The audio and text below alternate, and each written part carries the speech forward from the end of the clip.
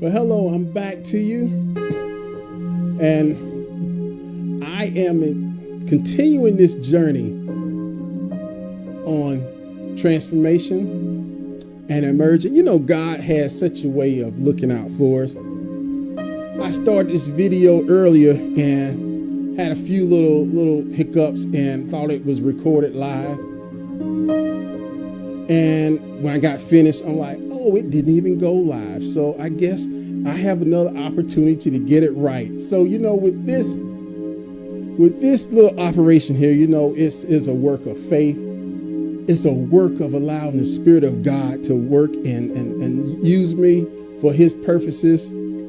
So you're seeing in live demonstration God at work, because this sometimes can be nerve-wracking, but I want to do this to the glory of God.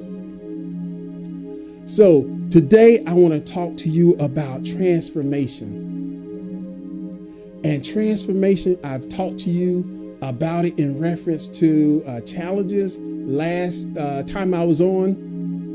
But, you know, and that conversation really isn't through. It can go on for layers and series. So I'm just doing a little touching bases on these topics. But as I'm talking about transformation, it was in the perspective or in the line of renewing the mind. So renewing the mind, you know, and today it's like looking at it from the standpoint of urgency. But in both cases, it's still looking at how our mind is changed and our thinking has changed, our perspective is changed for us to move forward. So again, let's give clarity to renewing the mind. So what I mean, renewing the mind is where those thoughts are being reordered, being changed, you know, you're thinking of things differently.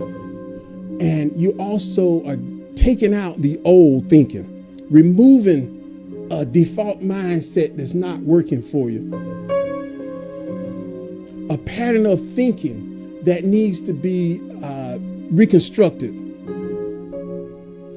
So, and all of this is for the intention of moving to a life of purpose. And perhaps even moving more to your assignment.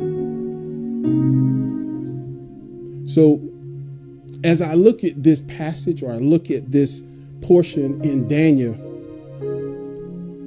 it dealt with kings. And we know the kings of Babylon were not good kings, but God worked. He did a work even in King Nebuchadnezzar. And we know the story with him is that he was humbled. And God got him in a place of recognizing who's in control.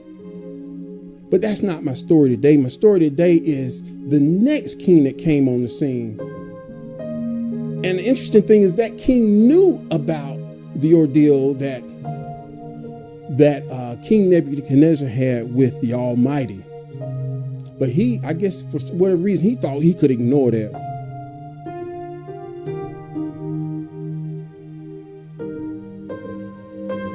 So what I want to look at is that King Belshazzar, he was so focused on the I guess, you know, it's considered plunder, also referred to as booty in some cases. But what it's dealing with is the treasures of those whom you've taken in captive. So the children of Israel, God's people, were taken into captive. And the treasures were now at the, you know, access of King Belshazzar. And the interesting thing is that it didn't seem like Nebuchadnezzar put any focus on that, but he had his pride issues. So where am I going with this? Well, King Belshazzar, in his situation,